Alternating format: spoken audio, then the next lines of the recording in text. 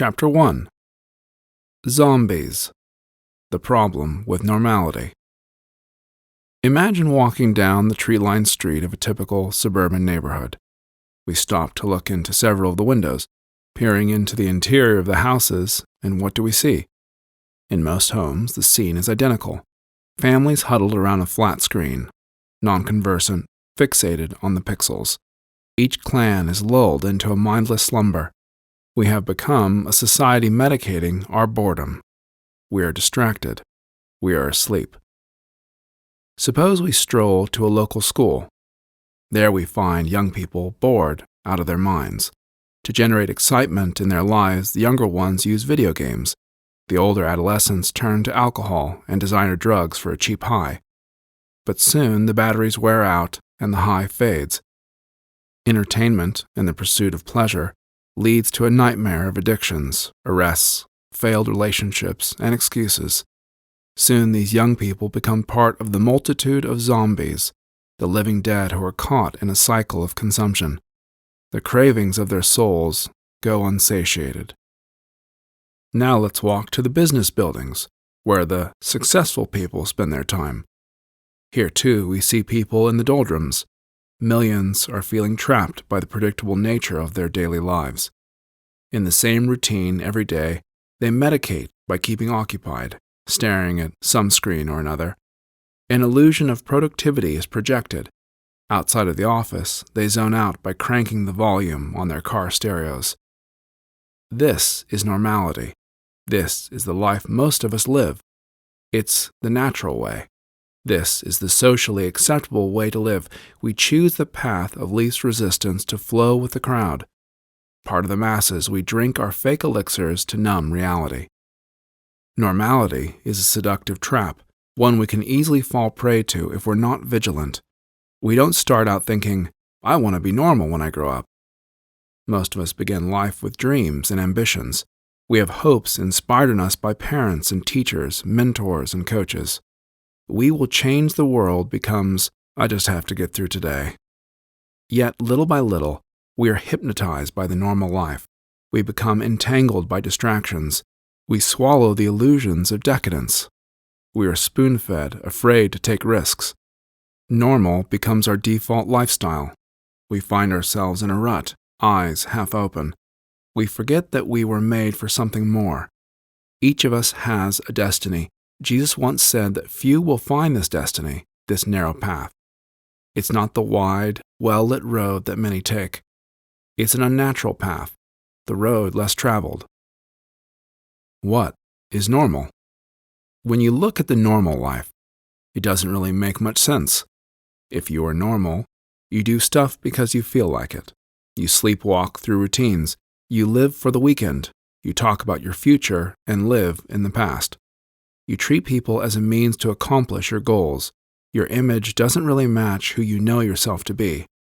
Titles, things, and achievements fuel your sense of worth.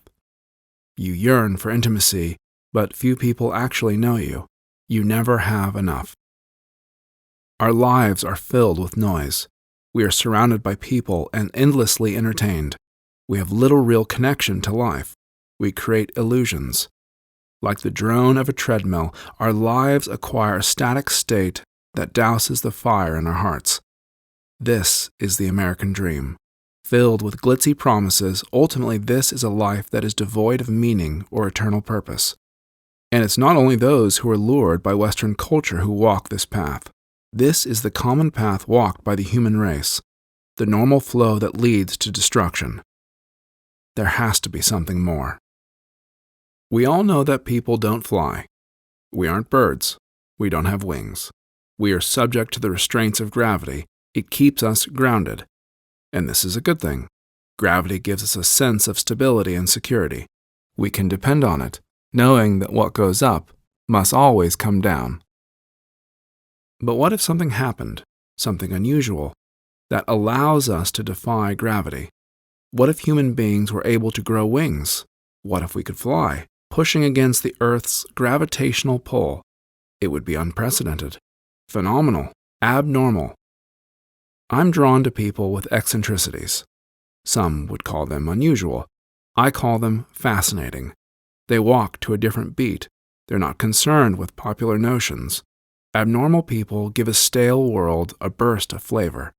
They add color to a black and white palette. They illuminate spaces that are otherwise dark, and that's exactly what Jesus wanted of his own disciples. Jesus described his followers as the salt and light of the world. Jesus knew that they add spice to a bland world. These defiant ones reflect the light of God in the darkness of normality. The great news is that no one is disqualified from living this extraordinary life. Anyone can become a rebel against the norm. It doesn't matter what your story is or what town you come from. My friend has a t-shirt that reads, "It's okay to like math." This shirt is really an invitation to come out from whatever hole you're hiding in. Just be you. It's okay to be weird. Embrace your peculiarity. It's what makes you unique. I recently had the chance to talk to Ralph Winter about the importance of being abnormal. I wondered, what does it look like to develop a habit of abnormality? Winter is the producer of the blockbuster trilogy of X-Men movies. Both the original comic book storyline and the recent Hollywood movies convey the story of superheroes who have been rejected by the world. The X in their name refers to their possession of an X gene, a gene that normal human beings lack. Their abnormalities give these mutants their extraordinary abilities. Considered freaks by the regular people, the X-Men are treated with suspicion, scorn, and hatred. And yet, the mutation that makes them different from the average person proves to be an amazing gift. One of the senior mutants, Professor Xavier, creates a haven as a Westchester mansion to nurture the gifts of the mutants to benefit all of humanity. It is the very qualities that make the X-Men abnormal that end up saving the world countless times. Their abnormality is a superpower that can change the world. As I talked with Ralph about the storyline of his movies, we both agreed this is a true story, one that resonates with our experience. We talked about the need for a haven similar to the one created by Dr. Xavier, a place where those who live on the fringe, the mutants and abnormals of our culture, can find a place of safety, a place where their gifts and ideas are nurtured, a sanctuary where abnormalities are regarded as a means to change the world. Many years ago, I started Zealot, an organization designed to serve as a special ops type of human development program. Zealot equips and affirms the special destinies of misfit-type leaders from around the globe. I chose the name Zealot because I was thinking of the term zealot, a person who is passionate about an idea or a cause. A zealot is willing to die for what he believes in. I spelled it with an X instead of a Z, as an allusion to the Greek character Chi, an abbreviation for Christ. Zealots believe that through the power of Jesus Christ, ordinary men and women can develop superhuman abilities to change the world. Zealot leaders are lovers and learners committed to advancing the cause of Christ. From a societal perspective, they are severely flawed. They are not your normal superheroes, chosen from the gene pool of the world's brightest and best. They are commonly in the hidden spaces of our world. They are misfits with a supernatural destiny. We live in a world that is comfortable with stereotypes. We place people in neat boxes according to ethnicity, economic status, appearance, and education. Those who meet our standard of normality are acceptable. They fit our expectations. They meet with our approval. But if we sense any hint of deformity, capital lack, ugliness, or a questionable past without distinction, we label them freaks, handicapped, and even aliens. When we look at Jesus, we discover that he didn't fit the normal mold. He came from a town with a lowly reputation. Can anything good come from that wrong side of the tracks town called Nazareth? A cynic once asked. Jesus emerged from the margins. Jesus also had some questionable women in his family tree, an adulteress named Bathsheba, a woman on welfare named Ruth, and a prostitute named Rahab. On top of all this, Jesus' own birth was marred by gossip and rumor because he was born to a teenage virgin. Jesus failed to meet his culture's standard of acceptability. But his outcast past became his connection to humanity. People relate to his pain. His life is a reminder that God is in the margins. He embraces the shame of our sinful history. God turns it into good. Those who are weighed down by the baggage of mistakes, or who lack the credentials of normality, discover new hope in Jesus. Jesus leads the way. Freaks. We are all gifted. Often I've found that our unique gifts, the ones that free us to be used by God most powerfully, are our weaknesses. God's strength is made perfect in our weakness. Far too often, though, we try to bury our weaknesses. We see them as abnormalities that people shouldn't see. We cover up the parts of our lives that seem weird, freakish, or offbeat. The parts that make us beautifully unique, we hide. Instead, we showcase our strengths. We strive to prove that we are just as good as everyone else. We highlight the things that make us acceptable in the eyes of the world. We inflate the things that normal people applaud. We become good at creating facades. We develop a habit of projecting an inflated image. What a waste of time. Normal people spend their lives walking on the ground, but God calls us to defy gravity. If it's abnormal to have wings, so be it. I'd rather fly than walk. The scriptures tell us that the stone that the builders rejected has now become the cornerstone. This is the Lord's doing, and it is wonderful to see. It was the very thing that people thought disqualified Jesus from being sent by God that ended up being the reason he succeeded. What looked like a failure in the eyes of the world was actually a success in the eyes of his heavenly Father. You've heard people, particularly after a really bad day, say, "That's the story of my life."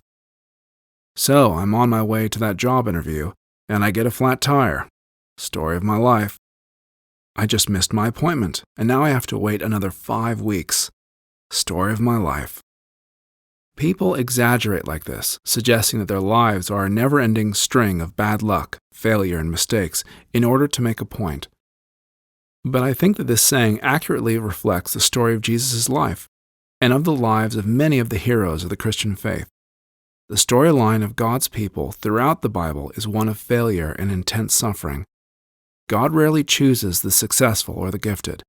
He seems to pick the last person anyone would ever want on their team. Instead of choosing those who are brilliant in the eyes of the world, God chooses the people the world considers foolish, the freaks and the mutants, in order to shame those who think they are wise. God can use anyone, but when he chooses to use us, it often isn't our strengths or our gifts that make us useful for his purposes. It's our weaknesses, our abnormalities. The things that make us different connect us to most of the world, and the things that make us misfits give us the gift of flight. Mutant seeds. Norm Ozawa is an amazingly humble Japanese American. Tanned, muscular, and stocky, Norm is filled with life. His occupation is planting seeds and growing plants. For years, he has nurtured his nurseries in the fertile valleys of Southern California.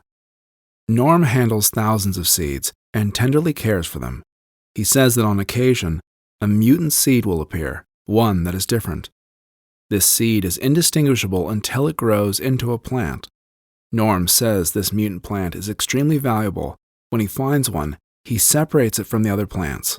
Then he sets a team to work at reproducing it.